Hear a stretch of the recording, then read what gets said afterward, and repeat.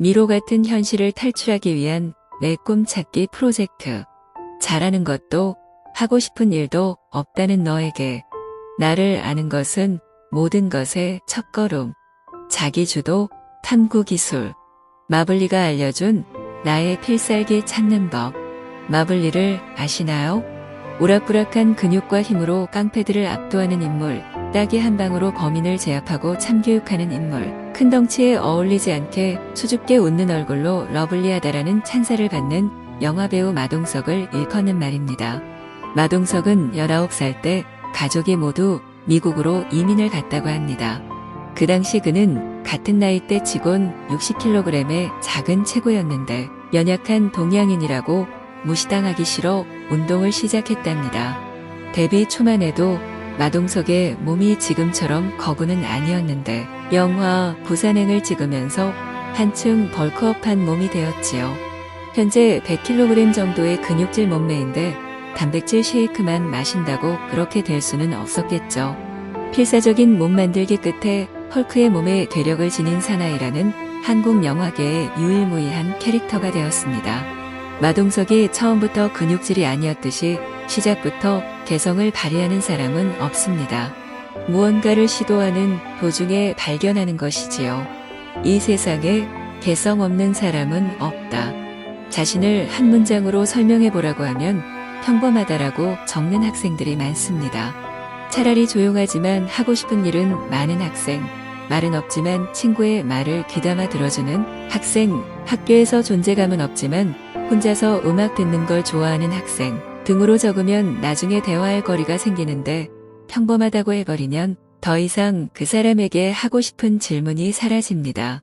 80억 인구 중 같은 사람은 아무도 없습니다. 모두가 각자의 개성을 가지고 있지요. 여러분은 이 세상에서 유일무이한 사람입니다. 개성은 누구에게나 있습니다. 다만 찾으려고 하지 않거나 아직 못 찾았을 뿐이지요. 여러분도 필살기, 킬링 포인트를 찾거나 만들도록 노력해보세요. 사소한 것도 괜찮아요. 개인의 필살기란 강점과도 통하고 적성과도 연결이 됩니다. 진로 찾기에서 적성을 중요하게 다루는데 여기서 적성이란 적절한 기회가 주어질 경우 특정 분야의 기능이나 지식을 획득할 수 있는 능력, 특정 영역에서 능력을 발휘하는 잠재적인 가능성, 특정 직업에 대한 각 사람의 적응 능력, 다른 일에 비해 상대적으로 잘할 수 있는 능력 등을 뜻합니다.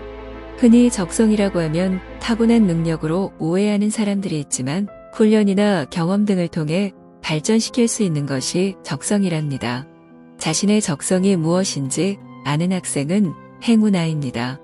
혹시나 내 적성이 무엇인지 모른다고 실망하지 말기 바랍니다. 적성을 찾는 것만큼 어려운 일도 없으니까요. 왜냐고요? 적성은 살아서 움직이는 물고기처럼 변하기 때문입니다. 우리 모두는 살아서 움직이고 있고 성장하고 있습니다. 새로운 것을 배우고 경험하며 적성을 알아갑니다. 적성은 타고난 능력이 아니에요. 청소년 시절 마동석은 자신이 배우가 될 거라곤 짐작조차 못했습니다. 게다가 거대한 팔뚝과 등발로 유일무이한 캐릭터가 될 거라곤 더더욱 예상하지 못했지요. 분유장사, 설거지, 막노동 등 닥치는 대로 여러 일을 전전하다가 웨이트 트레이너가 적성에 맞아 그 일을 하게 됐습니다. 그러던 중 친구의 권유로 배우 오디션까지 보게 된 거죠. 적성은 어떻게 찾을 수 있을까요? 첫째, 오랫동안 해도 덜 피곤한 일이 있어요. 여러 활동 중에 시간 순삭을 경험했다면 적성에 맞는 일이었을지도 몰라요. 글쓰기, 태양광 자동차 만들기, 운동화 디자인하기, 친구들에게 물건 팔기 등을 했는데 피곤하지 않고 즐거웠다면 자신의 적성에 맞는 일일 가능성이 큽니다. 둘째, 다른 사람에게 물어보세요. 부모님, 선생님, 친구 등 누구든 괜찮습니다. 본인이 물어보지 않아도 지나가는 말로 선생님이 칭찬을 던지실 때가 있습니다.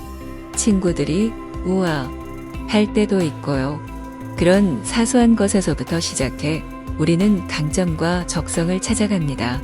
셋째, 적성은 바뀔 수 있어요. 나의 적성에 한계를 두지 말라는 얘기입니다. 직업 적성 검사, 직업 흥미 검사 등을 하면서 나의 적성을 찾아가지만 결과는 매년 달라집니다. 신뢰도가 떨어지니 하지 말라는 말이 아니라 세상에 고정불변인 것은 없다는 얘기입니다. 시대가 변하니 직업이 요구하는 적성도 바뀝니다. 넷째, 관심 없는 분야에도 호기심을 가져보세요. 친구 따라 강남 간다라는 말이 있지요. 원래 자신은 할 마음이 없었는데 친구가 하니까 덩달아 하게 될 때 쓰는 말입니다. 그런데 친구는 오디션에 떨어지고 본인만 덜컥 붙어 가수로 성공한 인물이 있습니다. 가수가 꿈이 아니었는데도 말이죠. 요즘 뜨거운 사랑을 받고 있는 가수 임영웅입니다. 고등학교 시절 야간 자율학습을 하지 않으려면 학원을 등록해야 했는데 그때 친구 따라 보컬 학원에 가게 되었습니다. 보컬 학원도 오디션을 통과해야만 등록할 수 있었답니다. 그런데 친구는 떨어지고 임영웅만 덜컥 붙어버린 거죠. 그 이후로 가수의 길에 들어서게 되었고 지금의 임영웅이 되었습니다. 가수가 관심 분야는 아니었지만 호기심을 가지고 보컬 학원에 갔기 때문에 가수가 된 건 아닐까요? 이렇듯 적성은 관심 밖의 분야에서도 찾을 수 있답니다. 나를 정면으로 응시할 용기. 세상에서 나를 가장 지지해주는 단 한 사람. 코리안 특급이라 불리며 메이저리그에 입성했지만 17일 만에 마이너리그로 강등됩니다. 이를 악물고 버틴 끝에 메이저리그로 복귀했고 6년간 승승장구했습니다. 이어 6,500만 달러라는 거액을 받고 텍사스 레인저스로 이적했지만 부상 때문에 실력을 발휘하지 못했습니다. 이때부터 언론과 팬들의 공격이 시작됩니다. 먹필, 박찬호 시대는 갔다라는 기아냥의 박찬호 선수는 매일 죽고 싶다는 생각만 했다고 나중에 털어놓았습니다. 그때 박찬호의 정신적 지주였던 LA 다저스의 토미 라소다 감독이 한 말이 떠올랐다고 합니다. 토미 라소다 감독은 박찬호가 메이저리그 입성의 꿈을 이룬 첫 해, 박찬호의 방을 찾아와 이런 주문을 했다고 합니다.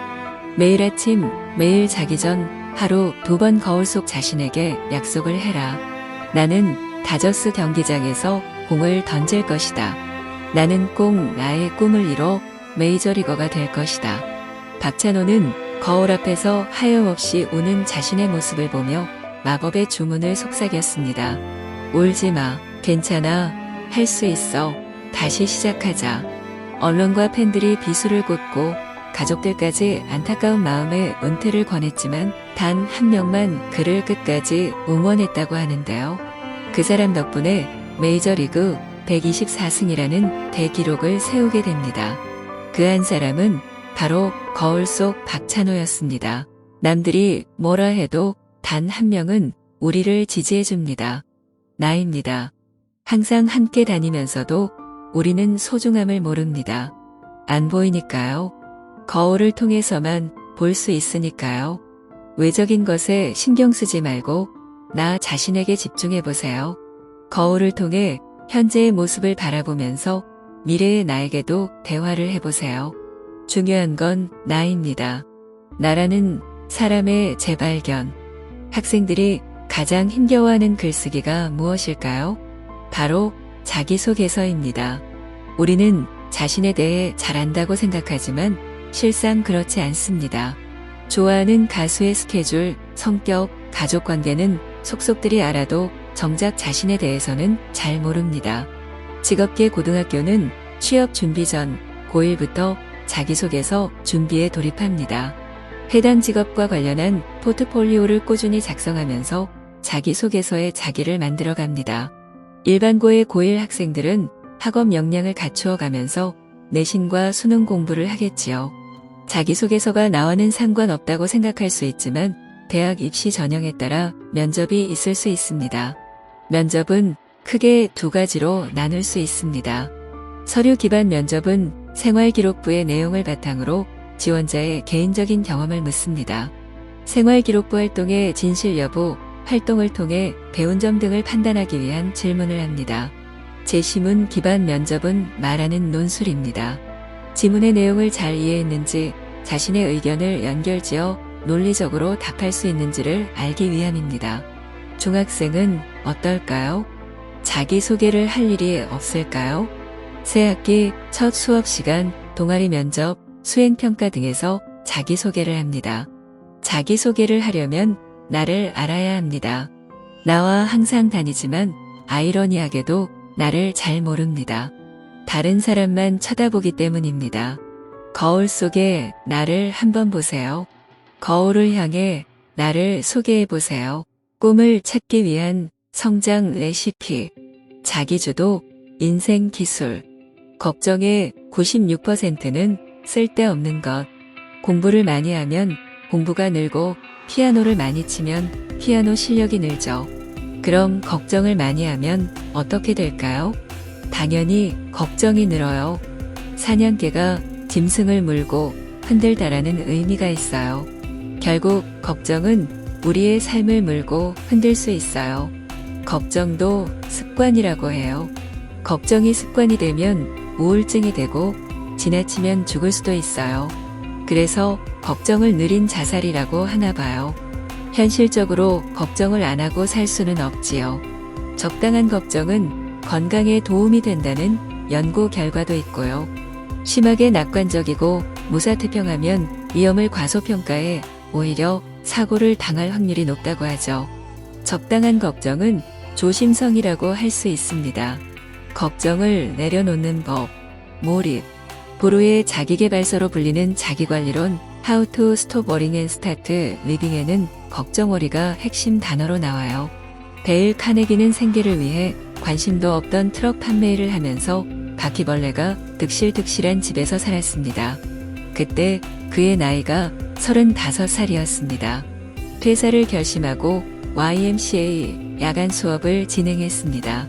수강생들에게 동기를 부여하고 문제를 해결할 수 있도록 도왔죠. 변화하는 수강생들의 모습을 보며 자신의 일에 보람을 느꼈습니다.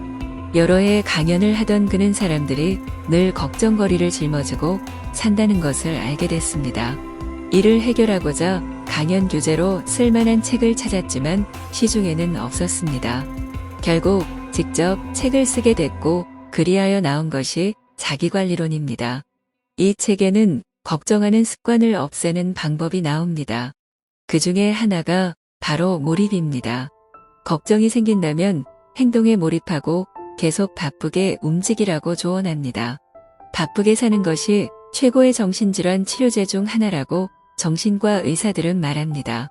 전쟁의 참상을 겪으며 정신신경증에 걸린 군인들에게 군의관들은 계속 바쁘게 움직여라라는 처방을 내렸지요.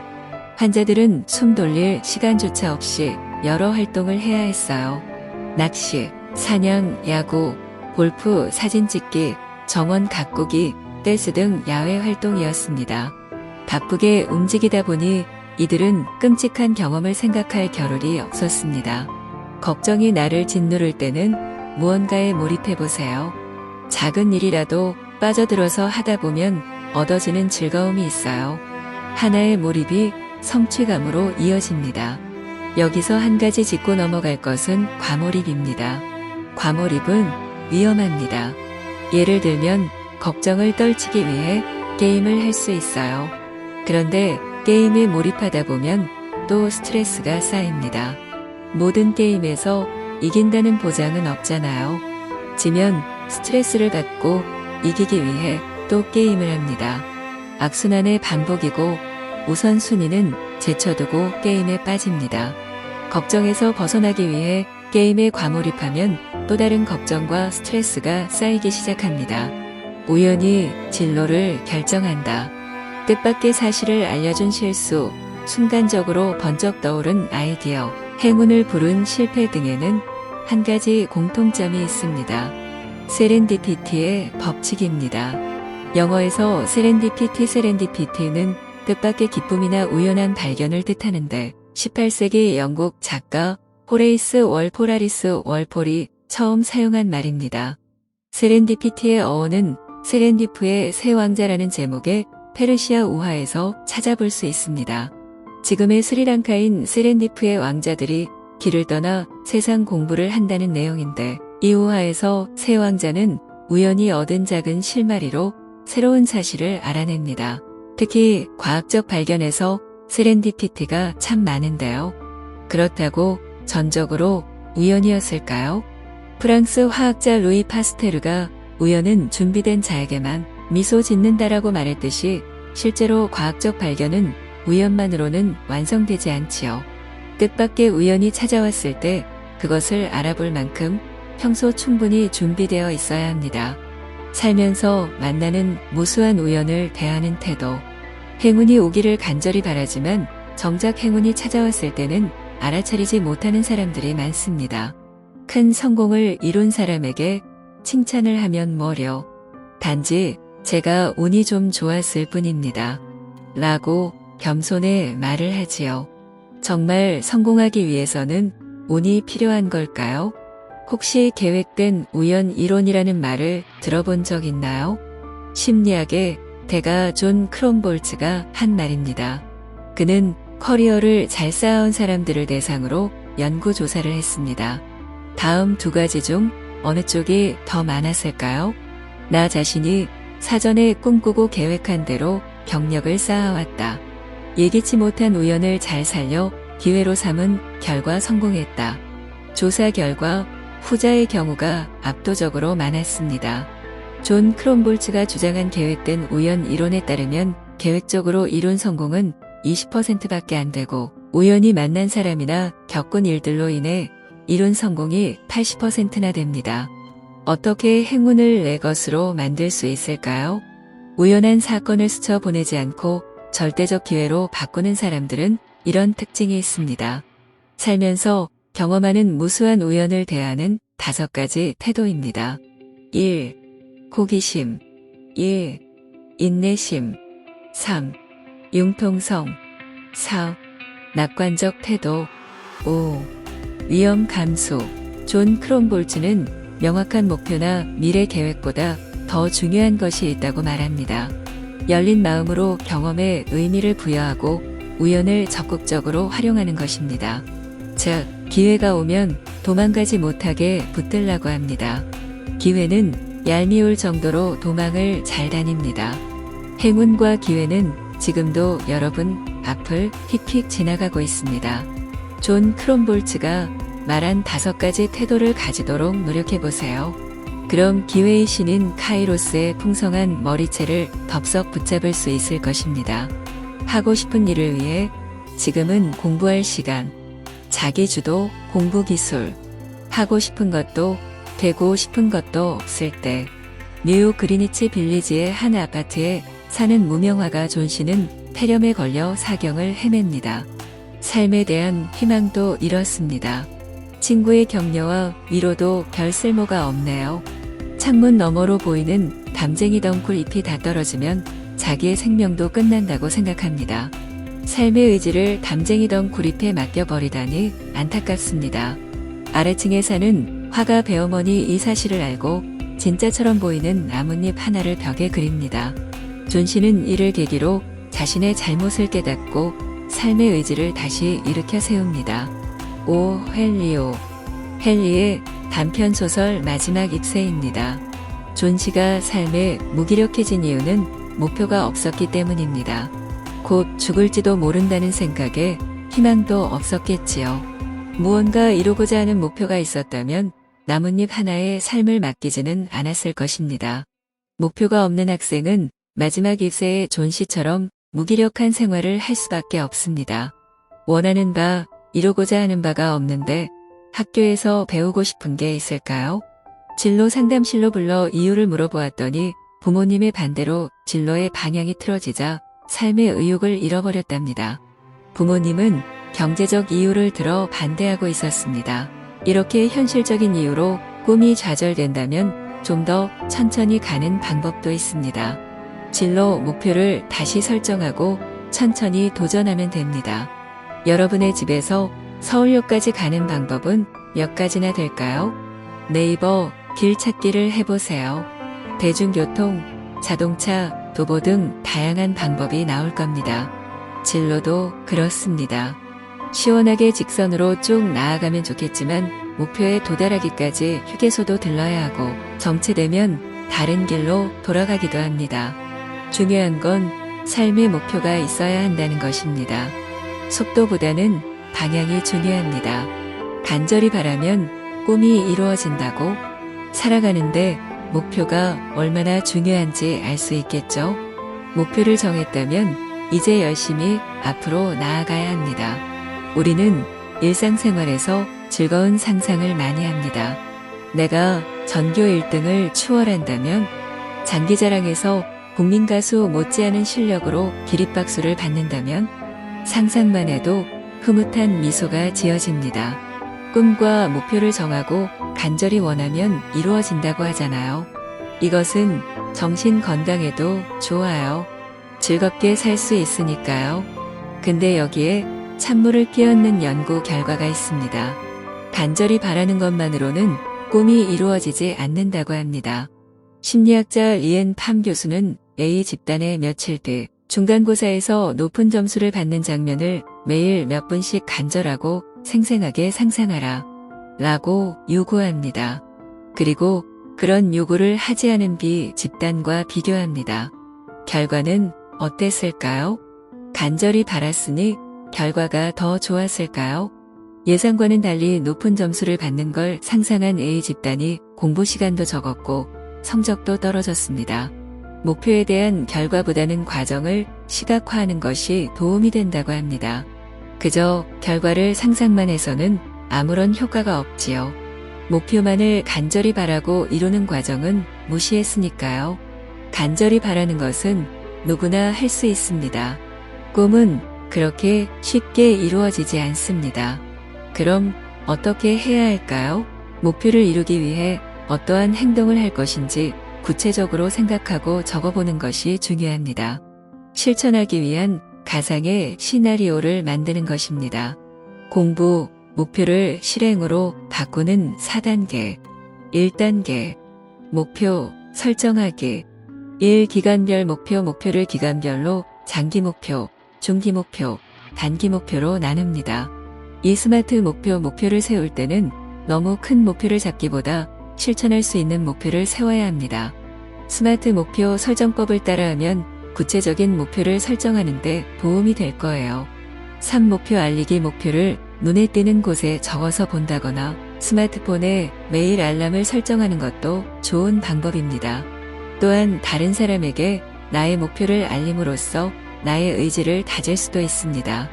목표가 꼭 거창해야 하는 것은 아닙니다. 성공한 사람들은 작은 일부터 열심히 했습니다. 2단계. 시간 관리, 계획 세우기. 하루 24시간에서 무언가를 꼭 해야 하는 시간이 있습니다. 예를 들면 수업 시간, 수면 시간, 식사 시간, 등교 시간 등이지요. 그 시간을 빼면 공부할 수 있는 시간이 나옵니다. 물론 휴식 시간도 적절히 넣어야 하고요. 1시간 공부했다면 10분 정도 쉬는 것을 원칙으로 하세요. 2시간 이상 앉아 있는다고 해서 집중력이 올라가는 건 아닙니다. 가장 중요하고 시급한 일부터 계획에 넣고 덜 중요한 것은 나중으로 미루면 됩니다. 3단계. 실천하기. 목표와 시간 관리 계획까지 세웠다면 공부를 시작하면 되는데 언제나 실행은 어렵습니다. 할까 말까 고민하지 말고 얼른 책상 앞에 앉으세요. 고민은 공부할 시간만 뺏어갈 뿐입니다. 가방 싸들고 동네 도서관이나 스터디 카페로 발걸음을 돌리세요. 공부든 탕수육이든 고민하지 말고 행동하세요. 4단계. 점검하기. 공부에서 이루고 싶은 목표가 있다. 과목별로 효과적으로 공부하고 있다. 하루하루 공부할 계획을 세우고 있다.